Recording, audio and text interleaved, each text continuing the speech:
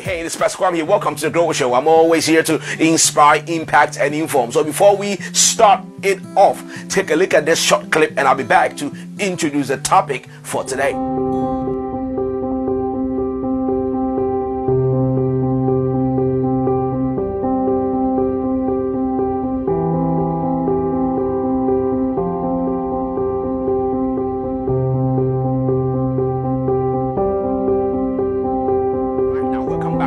Show. Today's topic is spiritual vitamins. Spiritual vitamins. Now pay attention. Now the natural vitamins that the body uses is used interestingly for something very specific. Every vitamin that you take in has a specific function that it shows in your body outwardly. So the vitamins are taken inwardly, but what it does is shown outwardly. So that when you lack a particular vitamin, it will show up in your physical body as a medical condition somewhere. So it goes in the body and it does something work outwardly. Just as we're going to talk about today, spiritual vitamins are things that you must work on for it to begin to display. Now let me share something interesting about vitamins with you. Now the vitamins that we take in our body, the body is designed to need it for physical sustenance. Your body needs it, but the unfortunate thing is that the vitamins your body needs, your body don't have. There are other things in your body that your body needs. There are other fluids and other things in your body that your body generates itself and uses, like some enzymes that is in the body. The body will need it and the body will generate its own for it.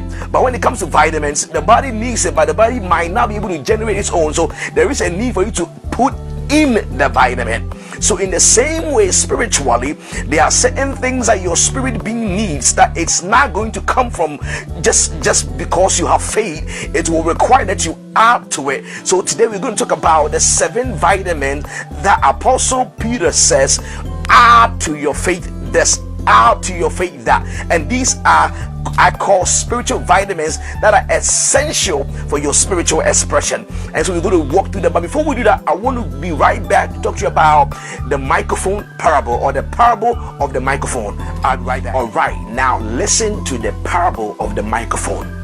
Now picture with me here an auditorium filled with about 5,000 to 6,000 people. A big auditorium, and there's a microphone in front of the audience on stage, and there are 3 people that are called to speak and address the entire people that are in the auditorium. Now check this out. The first person stands in front of the microphone, and then he opens his mouth and he's going to speak, but the problem is that he did not turn on the microphone, so nobody could hear what he was saying, and then he walks off stage. Now the second person comes on stage. This time this person turns on the microphone but did not say anything, so nobody heard what he was saying.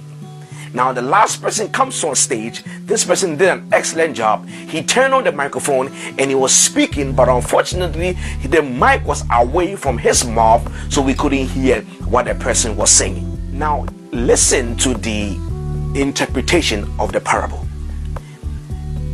The microphone is called, or the microphone represents God's grace. The grace of God is defined as Christ at work in the believer at God's expense. I'm saying it again. Grace is defined as Christ at work at God's expense. That means that when you capture grace in a picture and you begin to develop it, you see Christ at work. Grace displays the works of Christ. Anytime you see grace, you will see Christ at work. That means that when you see grace on top of my life, it will be something that I'm doing that naturally I couldn't do. So the microphone represents grace, which is the ability to speak to 7,000 people, which is humanly impossible, but with the microphone it is possible. You understand that? Very good. So the first speaker is a Christian who now received the microphone, which is the grace of God, but unfortunately does not do anything with it. It doesn't turn it on, so they live in sin, they live anyhow. And if he asks them, he says it's by grace, it's not by human strength. But the problem is that grace that does not produce sound is not grace. So grace is the ability for everybody in the room to hear what you are saying. So he speaks and he says, as for me, it's not my fault, I'm just doing it. But no, the grace must be appropriated. So you have some Christians that are living anyhow, living in sin, and if you ask them, he says it's by grace, and that is not the right way to live. Now the second person that took the microphone and turned it on but did not say anything are the Christians that live by grace this way. For them, it is not by works, it is by grace. So they don't apply themselves to do anything. They don't push themselves, they don't work their salvation out, because Bible says it has already been worked in you. So work that. But for them, they don't do anything. They just relax and they don't do anything at all. And if you tell them they will say it's not by works, it is by grace. And it's just like somebody who holds a microphone, is on, but they are not speaking through it. So a type of a Christian that has the grace of God, but they are not applying themselves. They are not really, Paul says, I discipline my body so that I will not be carnal. They're not really applying themselves. So they have the mic, but they're not saying anything, so you cannot hear them either. All right. Now the third kind is the person that has the microphone and has it on, but they are pushing away from them. And that is a Christian who is using their own strength, using their own intellect, using their own energy, and they're working very hard, but they're not praying, they're not seeking God. So they're using their natural strength. Even though they have the grace, they are not appropriating it. All right. So today's vitamins is purely a responsibility of the believer to begin to appropriate them. We're going to talk about 7 vitamins. Peter says now, with these qualities, you must intentionally add them to your life. So think of it this way: you must take the microphone, turn it on, and actually speak into it. You understand? So you must now appropriate the grace. So these 7 vitamins we're going to go through, it is a necessity that you add it to your life. So welcome to the 7 vitamins that are essential for your spiritual health. Now, for the purpose of the study and to get you to understand every one of them, I'm going to give you the Greek name of these vitamins and give you the English name and also define it for you. So the first vitamin that is essential for your spiritual health is called in the Greek word aletheia, which is interpreted as virtue. And this is the same virtue that is also defined as moral energy to do right, and you must carry that in you. It is the same virtue that Jesus said, virtue has gone out of me. You understand? So it means that it is a moral unction to do the right thing. All of you knows the unction to begin to perform miracles. All of you know the unction to begin to prophesy, but there's an unction to do the right thing. That's why you carry the oil for righteousness. You carry the strength for righteousness. You carry the moral capacity. So you must always desire. And so to get aletheia, to get virtue, you must seek God and say, God, endow me with righteousness. Because righteousness is a strength. To do the right thing at every time, it calls for moral strength, and you must have it. If you don't have it in you, you will fall. Some of you know the kind of woman that will make you fall. Some of you know the kind of place that will make you fall. That means that you don't have the aletheia to be in that place. And all right, so the second vitamin you need is called gnosis. And the word gnosis, which is a Greek word which actually means moral wisdom or moral knowledge, and that is the ability to begin to know what is right and what is wrong. But it is interestingly used in the Greek to mean that it is a way of arriving at truth from a very analytical perspective, or because the same word that is used in science, gnosis, to gain knowledge through searching and even through analysis and through scientific proper means. And so it is required as a Christian that you begin to gain knowledge through searching the knowledge of God. Make sure you are enriched in knowledge. He says now, by the truth and set it out. So it is important as a believer that this vitamin is in you. Knowledge that is sought through learning, knowledge that is sought through by beginning to dig deeper and finding out truth about God, which means that all the things, this is how I gain knowledge myself.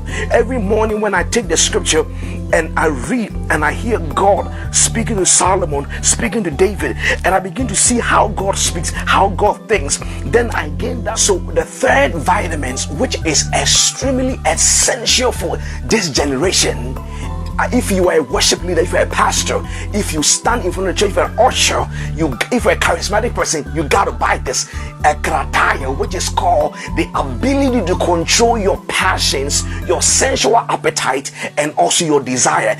Literally, the ability to hold back. It is the greatest gift that you can give to yourself.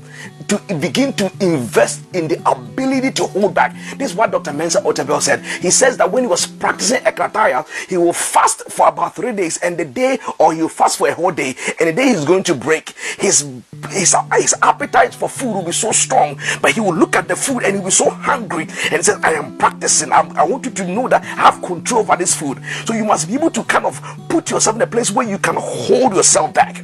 You understand that? If you, anybody that has Ekrataya, I'm telling you, you go far. But this generation will lack the ability to hold back our sensual appetite. And this generation, the enemy is feeding our sensual appetite. Everywhere you turn, it is feeding it. Sexual drives are being fed, and pride is being fed. So if you look at this generation, we are so gifted, but if you turn and you look at the back of the curtain of some of us, you will just close your eyes, because it's very disgusting and nasty. That is because we don't have how to control our appetite. And if you're a young person, you're listening to me, may God grant all of us Ekrataya, the ability to control your sensual passions, your sensual appetite, and all the desires, and the ability to hold back. I just can't overemphasize it, how to hold back. Right, the fourth vitamin is also lacking in our lives in this generation. It is called hypomone. In other words, the ability to stay under pressure, ability to keep doing good for no good reason, ability to endure when God is disciplining you, ability to wait for fruit, ability to stay put under trial, and the ability to do it no matter what. It is called hypomone, which is the English word means patience, and the word patience means to endure, patient endurance, to stay put. In this generation don't have that, the ability to stay put whilst you don't see results. And I call this way to do good for no good reason, to continue. And if you're going to really bear spiritual fruit, you must begin to hypomone. Character is built under pressure. Diamond is built under pressure. This generation, a little offense and they switch churches. For your character to be on point, I told my friends that the only way to have a good wife is to go through a stepmother. You have to be hypomone. You have to stay under pressure, stay under heat, and be able to do the right thing when right thing don't make sense. To be and I tell you, next vitamin you need, the Greek word is called eusebeia, which is interpreted holiness. Holiness pretty much set apart for God, which has to do with your relationship with God. It means you must develop to a point where you do more for God's sake, to put God first, to pick up a job because of God. That is what we call eusebeia. In other words, to develop in love for God, to be able to make some decisions for God. And that is how you have a very straight life, but you go to church 2 times for God, because you are growing in your love and your devotion for God. David had a lot of those. He says, now I won't give anything that will cost less than this price for God. And with that, it's a private worship and devotion to God. It's how long you pray, how long you are devoting yourself to holy things, and how much you invest in that. It must grow in you. You must apply yourself to that. And that one, you don't compare yourself to anybody, but just you and God, putting God first, making God important in your life, and making God important and growing in that. And that is another vitamin called holiness, where God. So vitamin number 6, this is very common, it's called Philadelphia, which really means brotherly kindness and love and affection. I want to challenge you to find somebody in your lifetime and be a brother to. Find somebody in your lifetime and be a sister to. If you live in the diaspora, find somebody and make sure that you spend your life to be a true brother to. It's a spiritual vitamin where you are able to take somebody, few people in your life, and make sure you are there for them. And it's so sad that there are no real good people. Anybody that is interested in being a friend is interested for a reason, and when that reason change, they switch on you. But to have a brotherly kindness, which is a number 6 vitamin, is to develop what we call brotherly kindness, especially for those in the faith and for people that you come across. Are you a friend to somebody? Are you a friend without any reason? How many times can you forgive an offense? It's very sad that today you see a good friend in January who is a good enemy by December. A good friend in February who is a good enemy by July. Just because you offended you. I want you to know that if you're going to develop Philadelphia, it means you have love for them. They are like family to you. You don't just bail out just because they offended you. And we need that. We are missing that. We have too many people, and I can tell you sadly, I know a lot of people who have no friends. I've interviewed a lot of people that up to today they have no friend at all. They don't trust anybody, and it's a sad place for us to be, where there's no proper person to trust. Be a trustworthy person to somebody. I challenge you that walk out of your life and says, I am a person somebody can trust. And that is called Philadelphia, brother. Right. So the last vitamin is called agape. Agape, which we call love feast, which is God's kind of love, but not the agape that you've heard, that God unconditional love. But this is where you are benevolence, you are given. When was the last time you gave $50 for free to somebody? When was the last time you sent a free gift to somebody? You've never sat down and thought about being kind to somebody before.